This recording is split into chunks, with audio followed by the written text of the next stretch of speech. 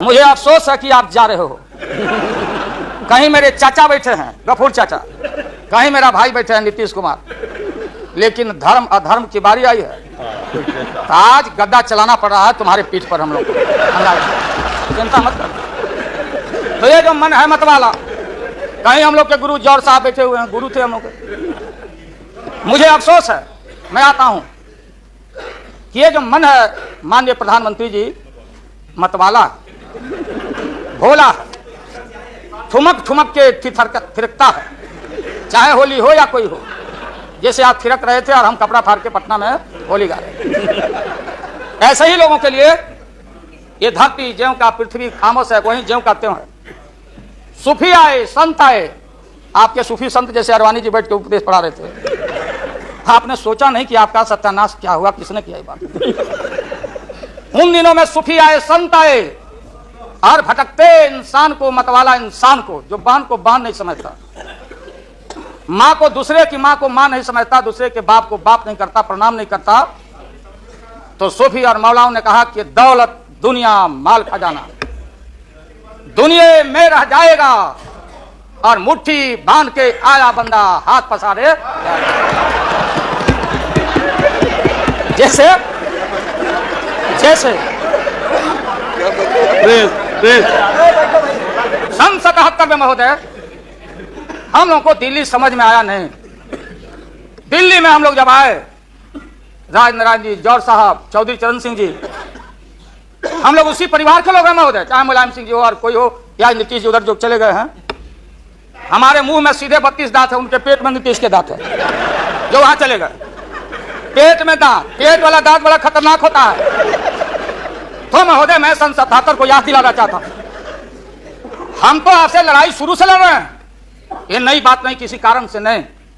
जनता party का खंड खंड हुआ, कोई यहां गिरा, कोई वहां गिरा, कोई वहां गिरा।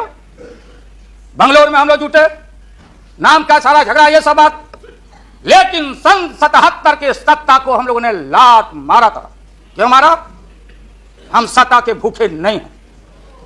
हमने उस सवाल को उठाया था, अरे नए नए आप आए हैं, मुझे अफसोस है कि आप लोग जा रहे हो इन लोगों की वजह से। सन 77 में दोहरी सदस्यता का सवाल उठाया गया था मजबूती से हम लोग के द्वारा कि अगर आरएसएस में रहना है। जौहर साहब भी बोलते थे, छाती पर हाथ रख के बोले, यही उठाए थे। हम तो लोग नए थे, हम लोगों ने कहा था या तो आरएसएस में रहिए या तो जनता पार्टी में रहिए, दोहरी सदस्यता नहीं चलेगा इस मुल्क में, और देश के सेकुलर कैरेक्टर और फाउंडेशन को हम लात नहीं मारेंगे। आपको याद होगा, इसलिए हम लोग टूटे और हम लोगों ने नारा दिया, चरण नहीं तो चुनाव। और हम लोग चुनाव में गए। हमारी लड़ाई आपसे, आपने कहा अब बताइए हिंदू हिंदू हिंदू हिंदू हिंदुत्व हिंदुत्व हिंदुत्व कौन विरोध करता? ये हम लोग के पुरोहित, ये अडवाणी जी कैसे हो सकते हैं? ये हमारे पंडित कैसे हो सकते हैं? हम पंडित से पूजा कराते हैं, हमारी माँ बहन गांव गए सारे लोग। ये ठेका आपने कैसे ले लिया? आज इस देश का सेकुलर कैरेक्टर, सेकुलरिज्म है, इसलिए राबड़ी देवी गांव की बेटी मुख्यमंत्री बनती है। देश की एकता अखंडता। जब भारी नाक पर पानी आया तो हमने कहा मीडिया के लोगों को, महोदय, लोगों ने पूछा कि क्या करोगे?